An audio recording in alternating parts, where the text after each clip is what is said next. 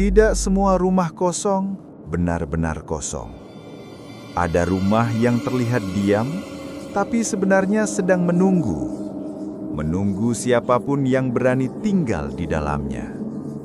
Karena sekali masuk ke rumah ini, bukan cuma malam yang akan diambil, tapi juga rasa aman, mimpi, dan perlahan hidup itu sendiri. Siapkan kopi dan teh terbaik kamu. Ayo kita mulai ceritanya.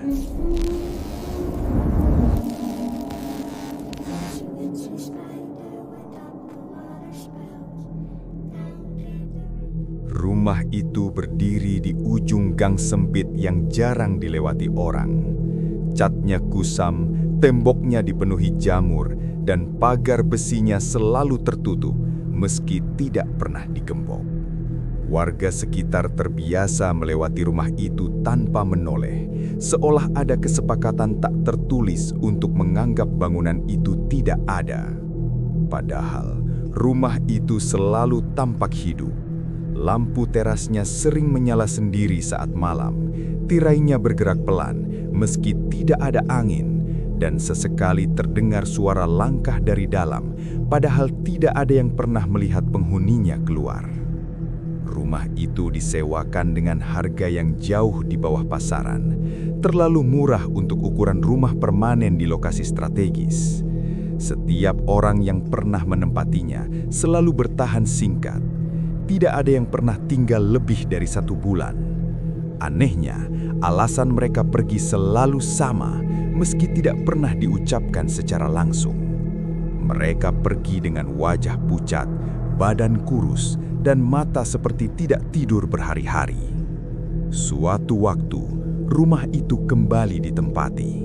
Penghuni barunya tidak tahu riwayat rumah tersebut. Yang ia tahu hanya satu hal, ia butuh tempat tinggal segera, dan rumah itu menawarkan solusi paling masuk akal. Sejak hari pertama, tidak ada hal aneh yang terlihat. Rumah itu memang tua, tapi masih layak huni.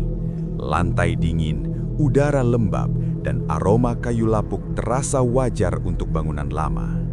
Masalah mulai muncul di malam ketiga. Setiap kali lampu dimatikan, perasaan seperti diawasi muncul begitu saja. Bukan rasa takut yang meledak, melainkan tekanan halus di dada, seperti ada sesuatu yang berdiri sangat dekat, menunggu dalam diam. Udara kamar terasa lebih berat dari ruangan lain. Jam dinding di ruang tengah selalu berhenti tepat pukul 2:10 setiap malam, tanpa pernah meleset sedetik pun. Pada awalnya, semua dianggap kebetulan. Namun semakin malam berganti, rumah itu mulai menunjukkan pola. Setiap dini hari, lantai kayu di lorong selalu berbunyi seolah ada seseorang berjalan perlahan, berhenti tepat di depan pintu kamar, lalu diam sangat lama. Tidak ada pintu yang dibuka, tidak ada sentuhan, hanya kehadiran yang terasa nyata. Cermin di kamar mandi menjadi hal yang paling dihindari. Setiap kali lampu kamar mandi dinyalakan, pantulan di cermin terasa sedikit terlambat, seperti bayangan yang butuh waktu untuk menyusul tubuh. Kadang, pantulan itu tampak berdiri lebih dekat dari seharusnya. Wajah yang terlihat sama, tapi ekspresinya tidak pernah benar-benar sinkron. Suatu pagi, ditemukan noda lembab berbentuk telapak kaki di lantai ruang tengah. Ukurannya kecil, tidak wajar untuk orang dewasa. Noda itu mengarah ke kamar tidur, lalu berhenti tepat di depan ranjang. Setelah kering, noda itu berubah warna menjadi lebih gelap, seperti bekas tanah kuburan yang mengering. Sejak saat itu, mimpi buruk mulai datang setiap malam. Mimpi tentang berada di rumah yang sama, namun dalam kondisi lebih rusak. Dindingnya dipenuhi bekas goresan, langit-langitnya rendah, dan bau anyir menyengat hidung. Dalam mimpi itu, selalu ada sosok berdiri di sudut ruangan. Punggungnya menghadap, lehernya miring dengan sudut yang tidak mungkin bagi manusia. Yang paling mengerikan, setiap bangun dari mimpi, posisi tubuh selalu berubah. Kadang kaki berada di ujung ranjang, kadang tubuh menghadap ke dinding, seolah ada sesuatu yang mengatur posisi saat tidur. Rasa lelah mulai menggerogoti pikiran. Siang hari terasa singkat, malam terasa terlalu panjang. Jam di rumah itu seperti tidak berjalan normal. 1 jam bisa terasa seperti 3 jam, sementara 1 malam terasa seperti beberapa hari. Suatu sore, ditemukan sebuah pintu kecil di belakang lemari dapur. Pintu itu sangat rendah, hanya setinggi lutut orang dewasa. Tidak ada pegangan, tidak ada kunci. Saat dibuka, di baliknya hanya ada ruang sempit gelap tanpa lampu, dengan tanah sebagai lantai. Bau rembab bercampur amis langsung menyergap. Di dalam ruang itu, terdapat bekas-bekas goresan di dinding, seperti kuku yang mencoba keluar. Di sudutnya, ada potongan kain lusuh yang sudah menyatu dengan tanah. Bukan kain biasa. Itu potongan baju anak-anak. Sejak pintu itu dibuka, rumah menjadi jauh lebih aktif. Lampu menyala dan mati sendiri. Air keran menetes meski sudah ditutup rapat. Pintu kamar mandi sering ditemukan terbuka, padahal sebelumnya ditutup. Setiap malam, suara napas terdengar sangat dekat, tepat di samping telinga, meski tidak ada apapun yang terlihat. Tubuh mulai menunjukkan perubahan. Berat badan turun drastis, kulit terlihat pucat, mata cekung. Setiap bercermin, wajah sendiri terasa asing. Garis-garis halus seperti bekas tanah mulai muncul di sekitar mata dan bibir. Pada malam ke-17, rasa takut mencapai puncaknya. Udara rumah berubah sangat dingin. Jam dinding berhenti lebih cepat dari biasanya. Bau tanah basah menyebar ke seluruh ruangan. Dari lorong, terdengar suara gesekan pelan, seperti sesuatu diseret perlahan. Di ruang tengah, terlihat bayangan kecil berdiri di bawah lampu yang berkedip.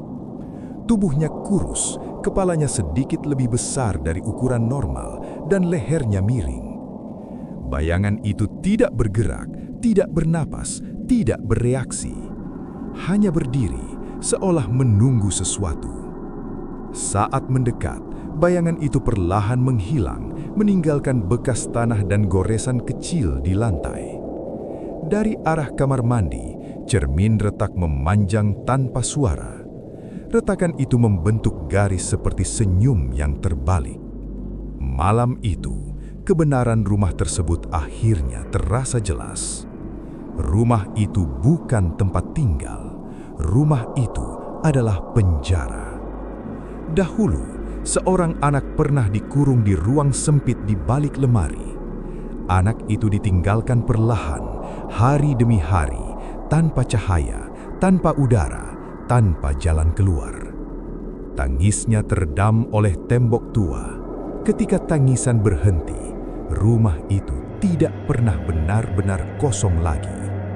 Yang tinggal bukan hanya arwah anak itu, tapi juga ingatan, rasa lapar, dan rasa ditinggalkan. Setiap penghuni baru bukan sekadar penyewa, mereka adalah pengganti. Rumah itu tidak ingin kosong, rumah itu butuh seseorang untuk mengisi peran yang ditinggalkan. Malam terakhir di rumah itu terasa sangat panjang. Tidur datang tanpa disadari. Saat terbangun, tubuh terasa berat, seperti ditindih sesuatu.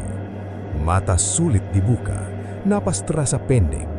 Di dalam kegelapan, terasa tangan kecil memegang pergelangan kaki, dingin dan basah.